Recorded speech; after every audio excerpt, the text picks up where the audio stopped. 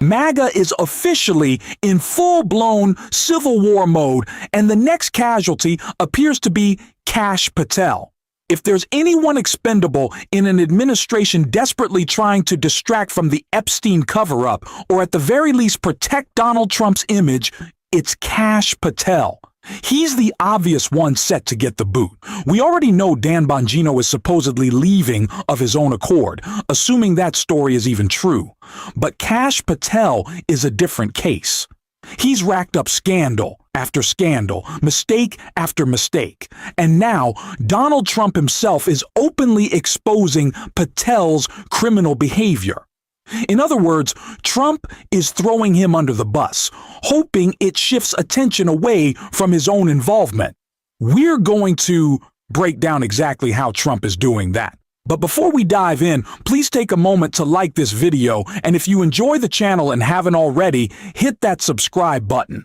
It truly helps support our work. Now, before we get into how Donald Trump just sacrificed Kash Patel, it's important to understand where Trump's head is right now.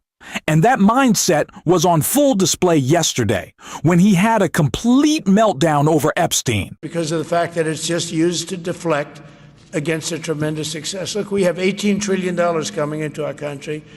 We have, I believe, we're going to have the most successful economy in history. We inherited a mess. Now prices are coming way down. Gasoline is less than $2 in some states. $1.99, $1.97, $1.95 a gallon. $1.95. Think of that. A gallon. Nobody ever thought they'd see that. They don't want to talk about that. They want to talk about Epstein. And the problem is a lot of Democrats are being caught up in the web, like Larry Summers. Larry Summers was the head of Harvard. He's now been forced to resign from every board he's on, and he was thrown off the Harvard board. Now, he was at Epstein's Island a lot. I wasn't. I never went there, by the way. But fortunately, it's nice. But I never went there. But a lot of people did go there.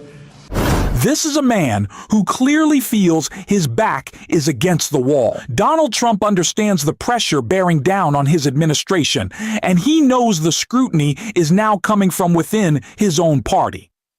This time, they're not simply going to fall in line, bow their heads and say, "Yes, dear leader, we'll do whatever you want." That era is over, and Trump knows it.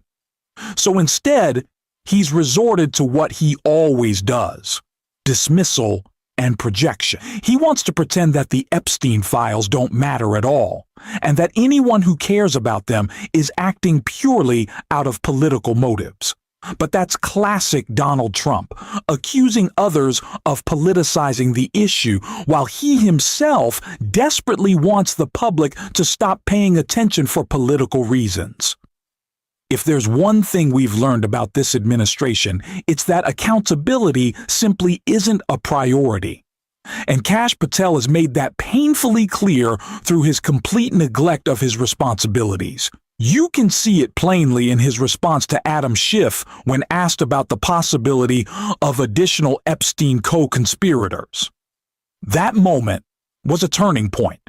And it's ultimately what led Trump to turn on Patel and expose his misconduct. So let's take a look at that clip right now. Really said, and let me follow up on Senator Kennedy's question, because he asked you, and I'll be very precise here.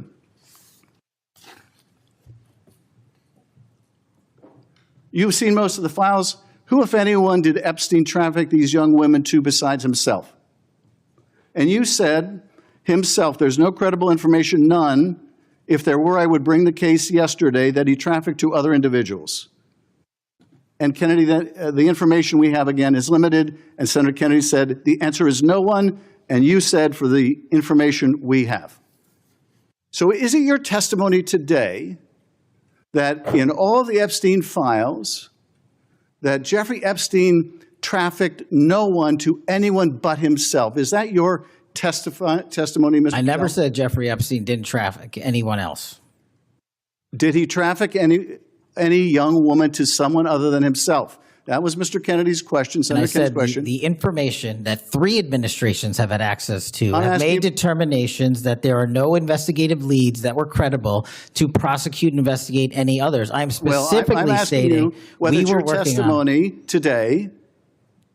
Well, you just read that it, and I said it 10 minutes ago, so let the record reflect my testimony. I just want to make sure there's no misunderstanding, because there are victims like Virginia Guifer who have testified otherwise, who have said otherwise, and you're telling the American people today that the Epstein list is a single name and it's Jeffrey Epstein.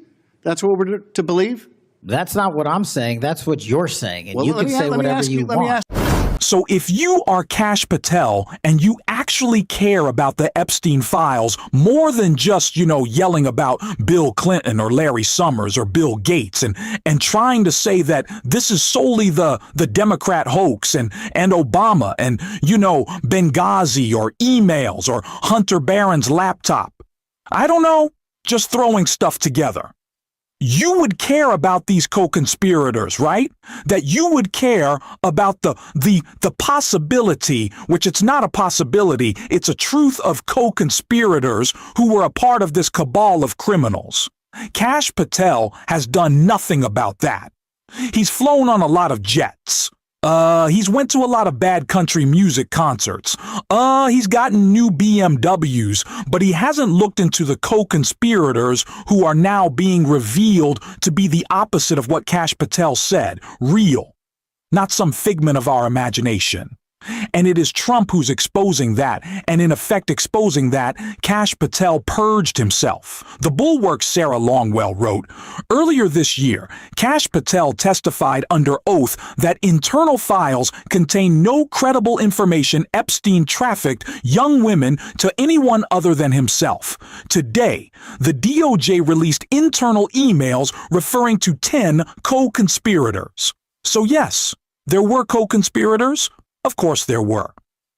The only people pretending otherwise are MAGA loyalists repeating whatever Donald Trump or Kash Patel tells them. The real question is why they work so hard to convince the public that no other names existed. The answer is simple. Donald Trump knows that once more names come out, everything snowballs. More co-conspirators mean more testimony, more documents, and more first-hand accounts tying Trump to Jeffrey Epstein. That's what he's terrified of. It's why I've always said what isn't in the Epstein files may be even more damaging than what already is. There are still witnesses who haven't testified, records that haven't been released, and people who haven't gone on the record. Each new revelation strengthens the case. By protecting those co-conspirators, Kash Patel didn't serve justice. He protected criminals, put victims at risk, and allowed powerful people to walk free. And that pattern tells you everything about this cover-up. Ari Melber breaks it all down in the clip right here. Tonight, the week begins with a cover-up, specifically an illegal cover-up. We are discussing and reporting, of course, the Trump DOJ's minimal and often redacted release of the Epstein files. They have violated the law. And this is a time where it is important to speak clearly with one voice about what we know. That doesn't mean screaming opinions from the rafters about every politician. It does mean telling you what's actually happening. Your government is hiding this sex trafficker's files after both claiming to release them, claiming that was the plan, then signing a law with a deadline to release them, and now, as of Friday, breaking that law. This is bringing on major heat, warnings from lawmakers, including some Republicans, threats about what they will do with their lawful power to make the government of Donald Trump follow the law. That's been an issue in more than one category this year, more than one department, but this is a big one. Tonight, we will also break down some of what we learned from Friday's release, because as I've told you, on the one hand, there's a huge cover-up. On the other hand, there has been progress. This push and what the survivors demanded has at least led to some selective disclosures. And so we will show you some of what matters about that later. While the top story, the most substantive, important thing going on here is your government's cover-up. Today, top Senate Democrat Schumer says they are looking to take legal action immediately to address what the DOJ is doing. Two House lawmakers who wrote this legislation say the DOJ must release all the files or they will hold the Attorney General in contempt. There are several ways to get at this. Some take longer, some are shorter. The quickest way, and I think the most expeditious way to get justice for these victims is to bring inherent contempt against Pam Bondi. And that doesn't require going through the courts.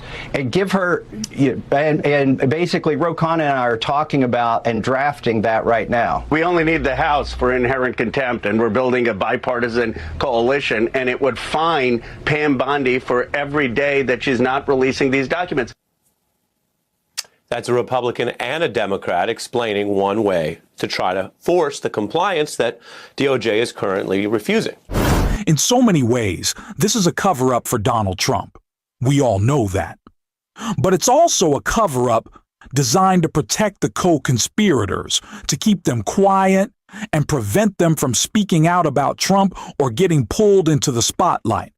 And the result of that is devastating. Justice is not being served, and more people are potentially being put in harm's way. That is the real consequence of Donald Trump's protection racket, and we are going to keep calling it out on this show. If you want to support that effort, as always, hit the subscribe button and leave a like on this video. And if you made it to the end, drop a blue heart in the comments. And until next time, I will see you soon.